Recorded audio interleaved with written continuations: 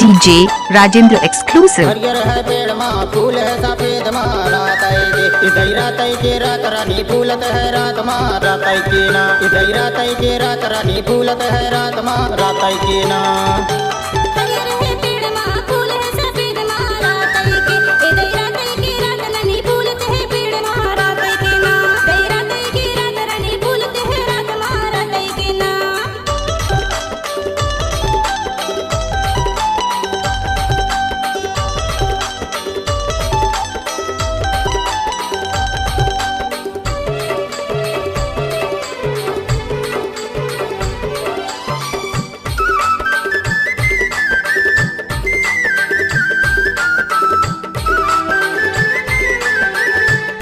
DJ Rajendra exclusive. गाना रे गाना छत्तीसगढ़ी गाना गाना रे गाना छत्तीसगढ़ी गाना तर मद दरिया की बजाना रात माँ इधर रात के रात रानी फूलत है रात माँ रात की ना इधर रात के रात रानी फूलत है रात माँ रात की ना।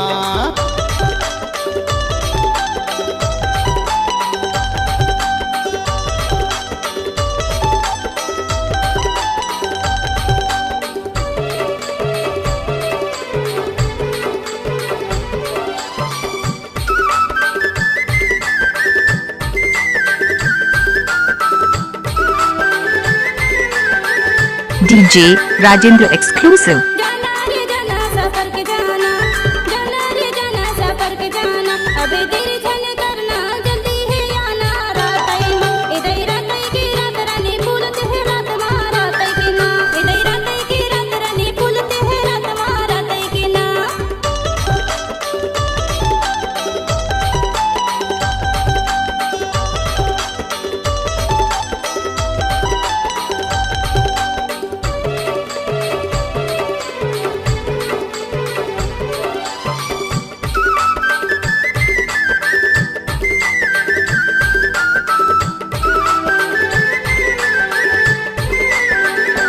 गाड़ी भर मत देबे भाई। बजाता बल बजा बजा रे बजाता बल बजा बेंजुअर पेडला खूब बजावा रात माँ इधर रात के रात रानी फूलत है रात माँ रात की ना इधर रात के रात रानी फूलत है रात माँ रात की ना इधर रात की रात रानी फूलत है रात माँ रात की ना इधर रात के रात रानी फूलत है रात माँ रात की इधर रात की रात रानी फूलत है रात माँ रात की ना इधर रात के रात रानी फूलत है रात माँ रात की ना। इधर रात की रात रानी फूलत है रात माँ रात डीजे राजेंद्र पटवा।